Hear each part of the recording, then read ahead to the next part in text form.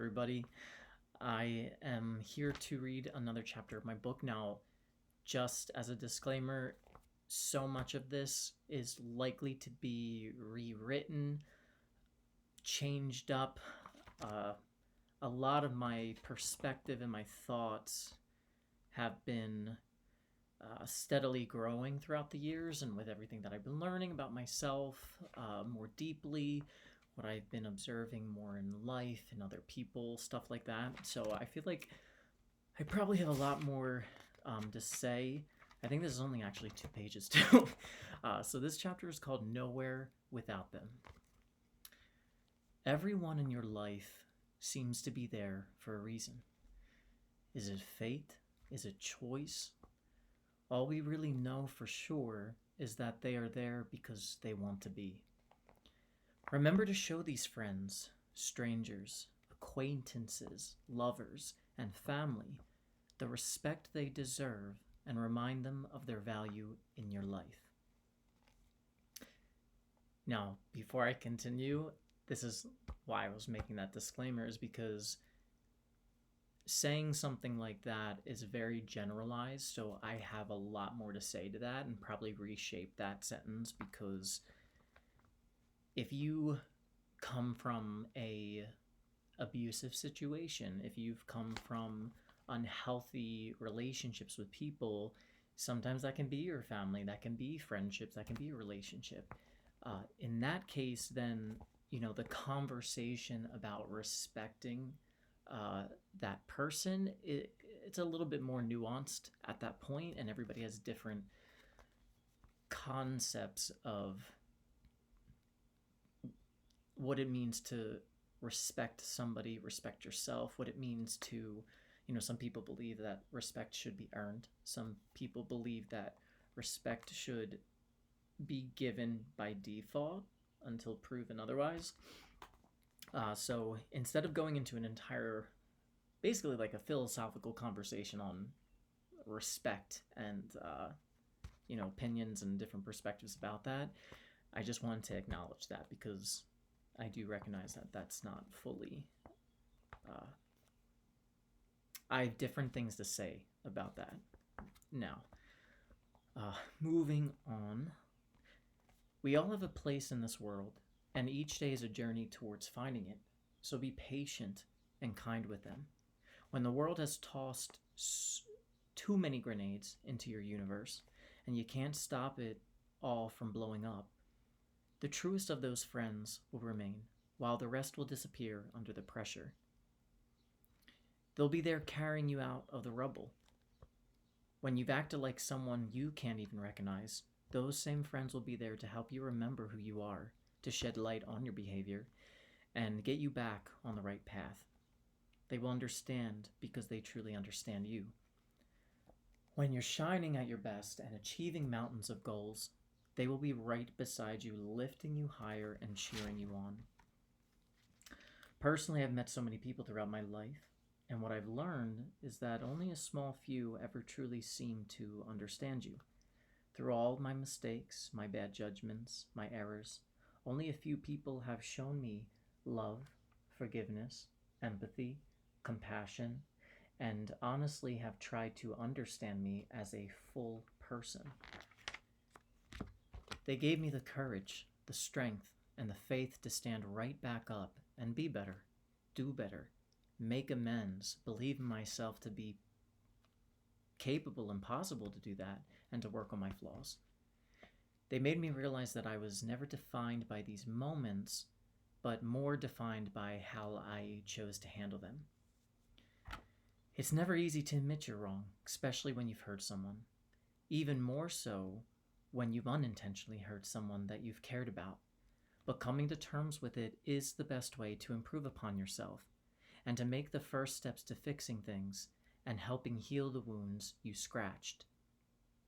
This is a step towards forgiveness of the self. And that's I'm going off book now.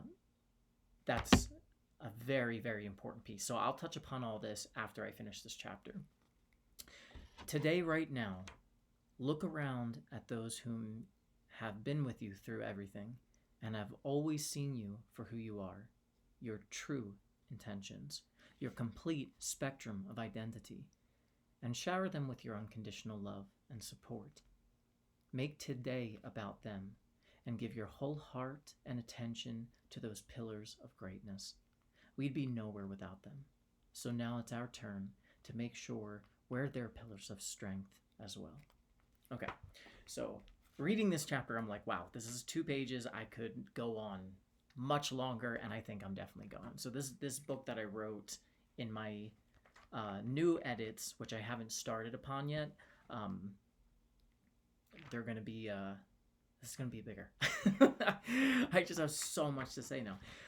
So let's break some of this down. Okay, so like I was saying, remember to show these different people in your life the respect they deserve and remind them of their value in your life. Now, let's put aside, just for the moment, the people who have shown you unkindness or have been unhealthy or abusive to you. Let's put that aside for a moment, and let's look at the people who have actually really tried to be their best, try very hard to be a good friend, a good family member, a good partner, X, Y, and Z, right?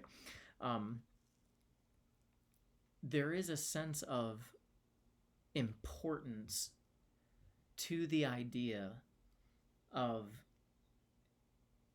recognizing the value that people like that really do provide. Not just what they provide you in terms of offering a sense of safety and comfort, knowing that you're with someone you can trust, and thus, because of that trust, the ability to feel more confident and courageous to be vulnerable with them and expose more of who you are, how you feel, things that you've gone through in your life, because you have this sense of you have this understanding of transparency and this understanding of empathy between the two of you that's so important to crystallizing that relationship and also deepening it on both parts. The other thing, though, that it provides is we really can learn something from every person in this world. There's something to learn. Everybody, at least in my opinion, at the present, when we all are first born, we do come into this world with a sense of innocence about us. We don't really know anything. Our personalities only beginning to show itself, at least like the core parts that really are embedded into the DNA of our soul. We are young children downloading the information of what human is and what this experience is, and how relationships might be or might look like or should be, and X, Y, and Z, right? The other value that these kind of relationships provide is these lessons of like, wow, let me really look and take acknowledgement of how this friend, for instance, shows up in this friendship. They show up with kindness. They equally challenge me if I am not behaving in a way that's healthy to myself or also to other people. And that's a really good thing to be, to have somebody who is brave enough to say, look, I love you, and this is not a judgment about you. It's not an attack. It's just an observation I've noticed, and it might be good to reflect on that because there might be something you learn about yourself, and thus something to work upon, so that way you show up better in the world, you show up as a better friend, you feel better about yourself as a result, and your impact on other people and this world is going to be a lot more positive, a lot more healthier. That's always a really valuable thing. So it's like looking at these lessons, like, what can I learn from this person? oh, this person, uh, the thoughtfulness, the generosity of this person, that has always made me feel lifted up. That's always made me feel not alone. And in times of hardship, not forsaken or disproportionately judged. That is a really important thing. I know that the times, especially in the last couple of years, when I've been really working to do that and reminding myself to do that and the importance of it, it's a very humbling experience, especially for the ego, because even if we have differences, which we all do, even if we have similarities, which we all do, every single person is their own nuanced individual.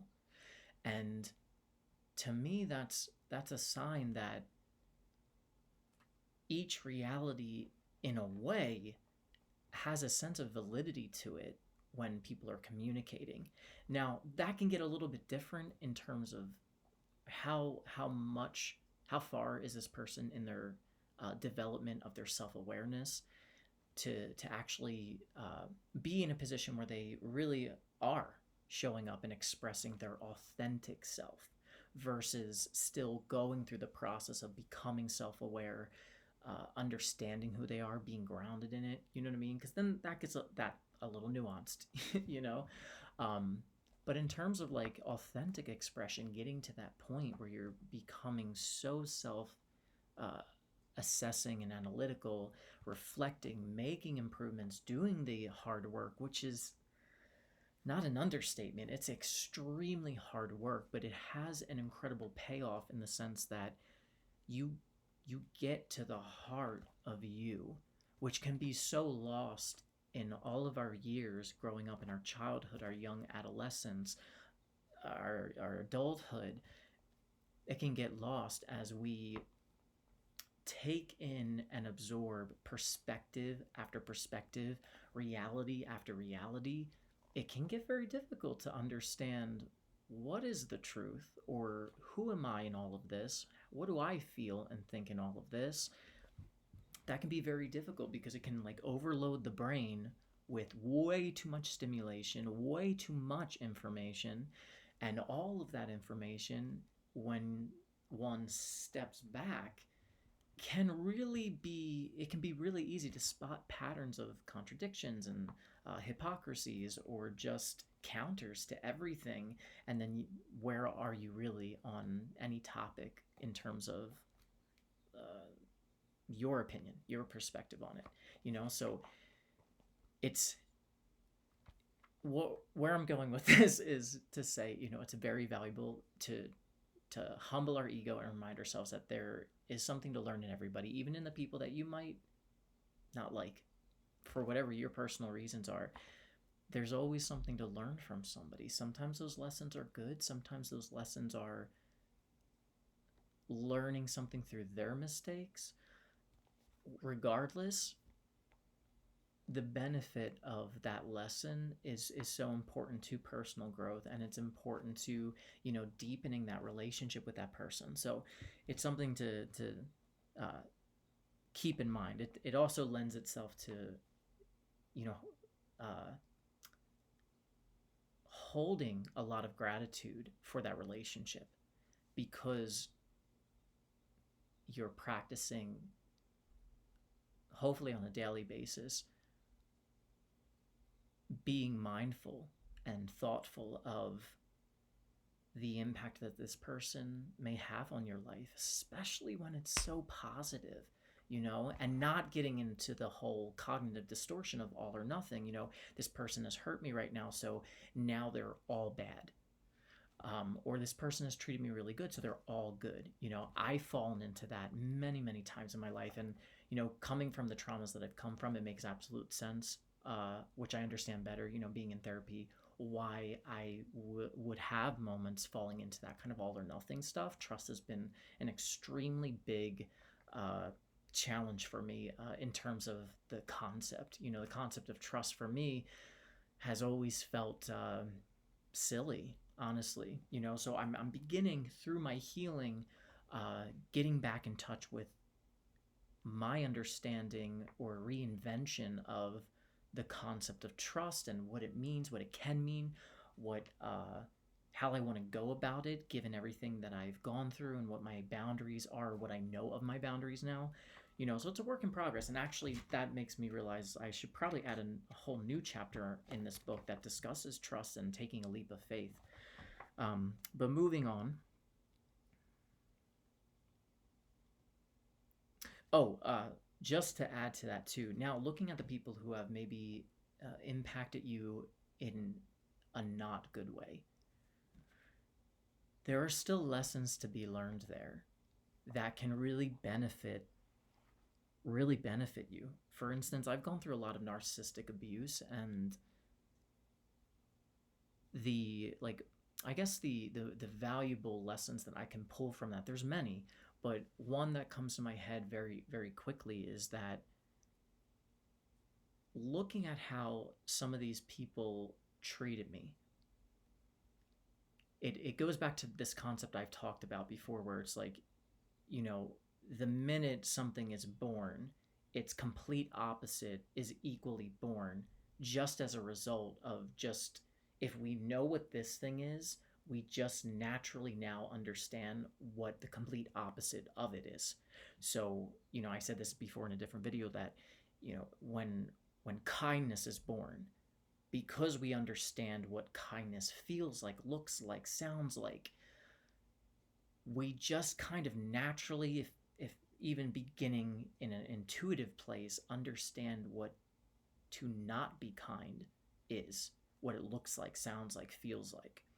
So when I think of how narcissists have treated me in my past, in my life, I can understand from that poor treatment what the opposite of that is, like the I guess the positive side to that. So when you're treated with a lack of empathy, it really highlights the importance of really nourishing the empathetic nature that exists in many of us. I refrain from saying all of us because I'm not a psychologist, and from what I understand when I listen to counselors or therapists or psychologists discuss their findings and their studies, there are some types of people, I believe they may have personality disorders, like identifiable, diagnosed kind of disorders, in which they do actually lack empathy or may not even be born with it. That's a whole other thing. So being treated without empathy really can highlight the importance of nourishing the empathetic nature within and working to express that to other people and connect with them. Really remembering to listen, especially if you're in a discussion kind of format and you're talking about different opinions or perspectives. You can respectfully disagree and discuss that while still showing empathy through your respect, through listening, not making faces as best as you can catch yourself, because I understand facial expressions can be very natural. But really just trying to listen, like coming here and being like, okay, I'm not here just to force something on to other people and then look down at them for however they're thinking that I disagree with, but really kind of just showing up and being like, okay, let me listen to them, let me hear them out and see where they're going, what the root of why they believe this is coming from, and just get a better understanding of them. It's not always easy, but as long as we're trying to work towards that, that's really what matters. So anyway, my point is that that's kind of a lesson that can be derived from something that's, or someone that has maybe impacted your life significantly in a bad way. So yeah, that's one of the examples that I used there. I'm using there. When the world has tossed too many grenades into your universe and you can't stop it all from blowing up, the truest of friends will remain, while the rest will disappear under the pressure. What I'm kind of referring to here, in a way, I mean, there's many things that can be derived from that, but one of the things I'm specifically saying is that when you, if you are a person who has not had a very easy childhood, or has been abused, or has suffered through many traumas, or just one particular trauma, whatever it may be that might have created hardship in your life emotionally, maybe physically, mentally, maybe even spiritually, questioning, going through existential crises and questioning things, all of that can really disrupt uh, one's ability to function properly. Uh, it can really spill out into disproportional emotional reactions to things, projections of feelings onto others. Um, it it can really it can really cause a lot of stuff, or it can put one in a position in which they might need a lot of help from people outside themselves, and maybe for a long time. And it takes, I think that when those experiences are happening, that that in my personal experience of hardship and struggle really kind of opens the curtain and reveals the kind of people in your life that might have been a little bit more superficial in what they wanted from that friendship with you or relationship with you, versus the people who really are building a deeper connection with you and understanding what you're going through while still being able to challenge you. You know what I mean? If you, whatever it may be, right? um I'm having an ADHD moment right now where I'm like, what? I just lost my train of thought. um oh, it really, those kind of situations can really reveal or make it very obvious, like who is there to actually understand you and try to, versus people that have less interest. um so that's what I'm saying, is like it highlights, people who might care a little bit more about you as a person, and seeing your worth beyond what a struggle or a phase in your life might uh, do, or the effect it might have on you. Okay, I'm back. I had to stop the video because I had to pee so badly, and that was like a 2 minute pee. So, I'm back. Okay, that's what the cut was.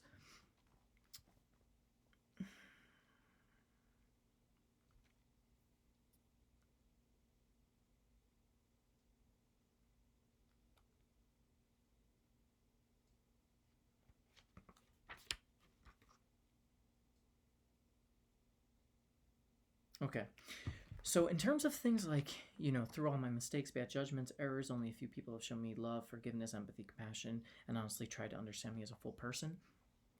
This is this is something that I is I have just observed to just be part of the human experience. We do this to other people. We also have it done to us because we've all made mistakes. We've all made mistakes. We've all hurt somebody.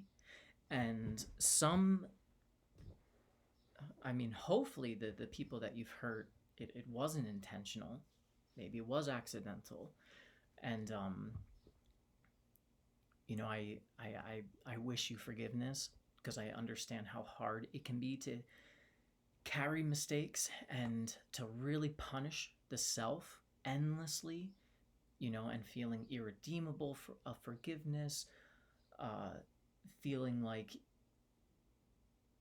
one deserves to just constantly be punished because of a mistake.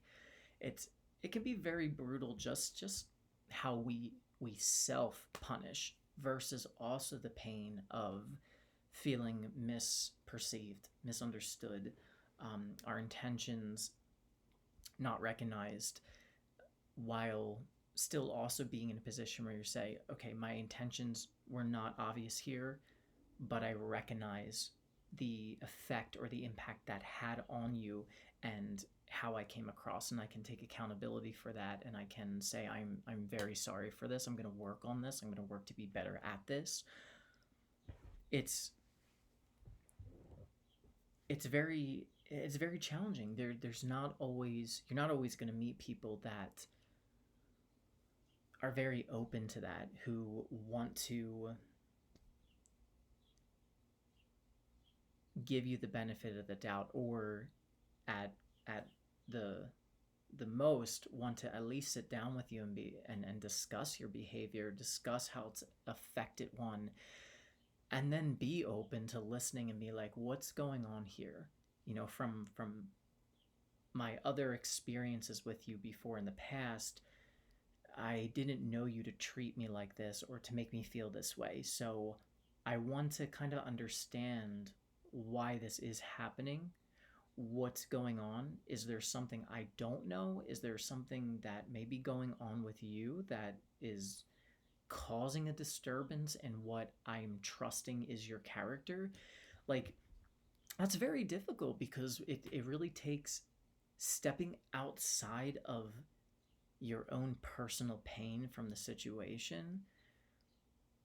And it also takes reflecting outside of a all or nothing cognitive distortion, and looking at the trajectory of that entire relationship with that person and seeing, has this relationship or this friendship or whatever it is been like 80% this way, or has it been generally 80% good, but now there's like this 20% experience that's really bad? That takes honesty, that takes transparency with yourself, and stepping outside of your pain, outside of your triggered state. You know what I mean? That can be very, very difficult, and it's it's a it's a discussion whether or not someone owes you that. You know what I mean? Because they don't. No one does. No one necessarily has to forgive you. No one necessarily has to listen to you. You know, and I acknowledge that. In my personal opinion, though, I see I see the security in that, the health in that, to be able to get to that point. It's definitely a standard that I'm trying to work towards, because I do want to show up in the world better, and I do want to show up in the world in ways that I would like to see reflected back from other people in the world. Something that's a little bit more unifying, in the sense that it's like we can at least respect each other's right to exist, and we can at least try our best to recognize that people do change, people do grow, and they transform, while other people do sometimes get stuck in a specific phase. It doesn't mean that they can't get things back together or learn or evolve. Sometimes people do get stuck, and it's really important to sit back for yourself and ask yourself, what where are you at? What do you want to extend? How do you want to show up in the world or in situations like this? And that's personal, you know what I mean, to each person. But yes, the importance of having people in your life that really do try to understand you, that is it's kind of a rarity sometimes.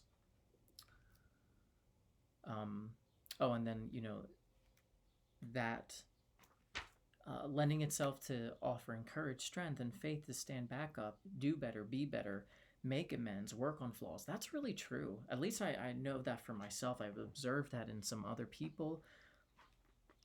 When someone has faith in you, when they have faith in the goodness in you, the innocence in you, especially when you've made a mistake, and they're acknowledging all the things that you have done well, you have done right, ooh, it really does have, or can have, such a powerful impact, and share a powerful lesson of Thank you for seeing more in myself at a time when I've made a mistake, and it is so easy to not forgive myself, not feel worthy of forgiveness, and to allow the inner critic to just completely decompartmentalize myself um, to ruins, you know? It really does lift. It kind of rejuvenates the spirit of capability, the spirit of I can be better. I can do better, and I want to. I want to, because self-forgiveness really does lead to the ability to then be able to let go of the fact that you've made a mistake, and it's painful to know how you might have hurt somebody, um, how it's affected you, your life, their life. But the inspiration to be like, you know what? If I forgive myself, regardless of if they forgive me or not, if I can forgive myself, I can let go of the weight of this mistake I've made, and the self-hatred it can kind of lead to if I don't process this and unpack this, and then let it go. Because the letting go that comes with the forgiveness is what really sets you up then in many ways to then do something about it, that is making amends, or if you can't make amends, um, to just now know, like, to do better the next time around. You know what I mean? Like, here's what I've learned from this. Here's how I can show it better. Let's get to work on that. Let's start to do the self-development process and be at peace, you know? Being at peace with, okay, I made a mistake, but I know my character. Even if they don't and they're not grounded in that, that's okay. This isn't about changing their opinion. Their experience of me is valid, and that's theirs to do what they will with. But I have to live with myself every day, so I need to forgive myself, and I need to take the lesson from that and then begin applying it. And that's how one can maybe find some peace after making a mistake.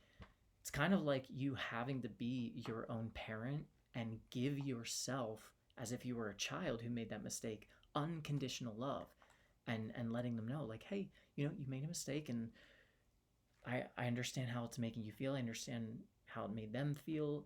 Here's what you can do about it. You know what I mean? Instead of crumbling.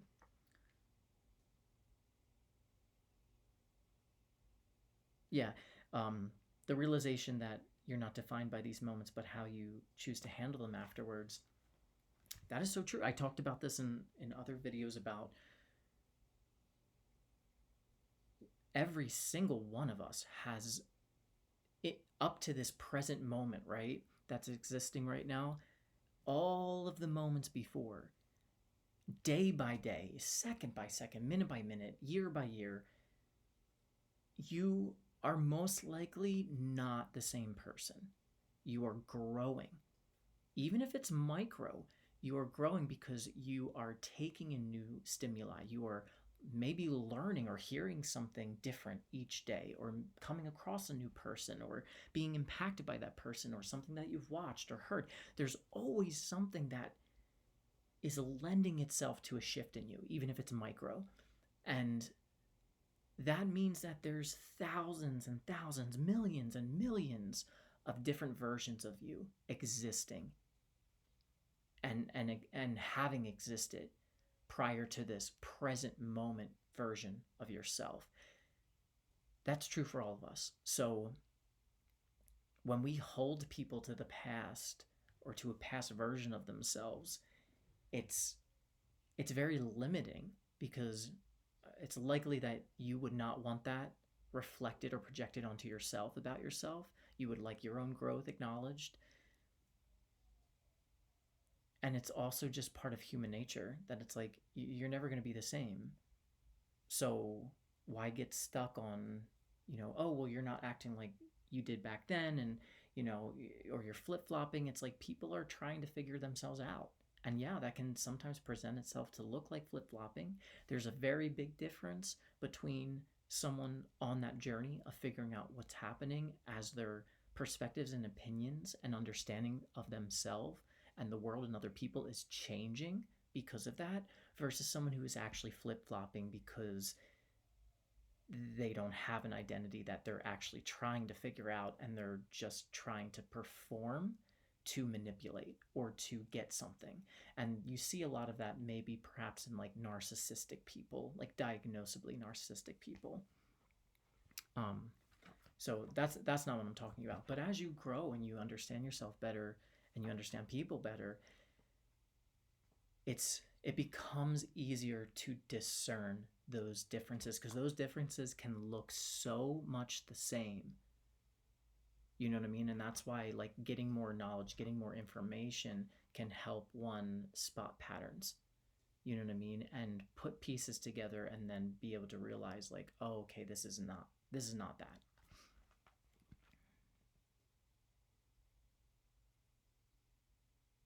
Yeah. So I guess that's really the things that I wanted to, at the heart, that I wanted to touch upon. And just kind of like the chapter itself, like the title, we would really be nowhere without them. We can't do everything alone. I used to think that that was my only option, and I repressed and suppressed so much, was so scared to ask for help, was so scared to be in a position of dependency, but that just kept me in a position of dependency. And I was very stubborn and very prideful about that, because it hurt to, especially in times of struggle, it hurt to admit that I was there, that I was in that position. I felt so much shame about that.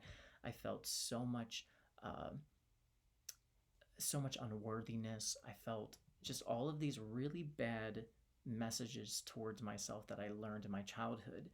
And I'm very, very grateful for the good people in my life right now who have shown me that it is okay to ask for help, and that that is going to be a step in the right direction towards you actually not only feeling but being independent as you so desire, and that would make you feel more comfortable and more grounded in yourself, right? And able to express yourself better authentically and show up better, right? So when I began to like kind of humble myself a little bit more and work through that shame and all of that stuff, I'm still working through all of that because it's like it's a never ending process, right? I was able to open myself up more and be able to actually say those words, like I need your help, I need help, I need help. You know what I mean? It's a beautiful thing, it's a scary thing, it's a vulnerable thing, but I wouldn't be the guy that I am right now today, um, who has made such big improvements, if I hadn't gone through those difficult uh, if I hadn't gone through that difficult work to process those things, get at the root of them, admit them, work through them. You know what I mean? So, yeah, look at the people in your life right now if you can, and reflect on them, and reach out to them. Let them know, like, hey, I really value you. I really value this relationship. You have taught me this, this, and that. And it's impacted me in this, and that way.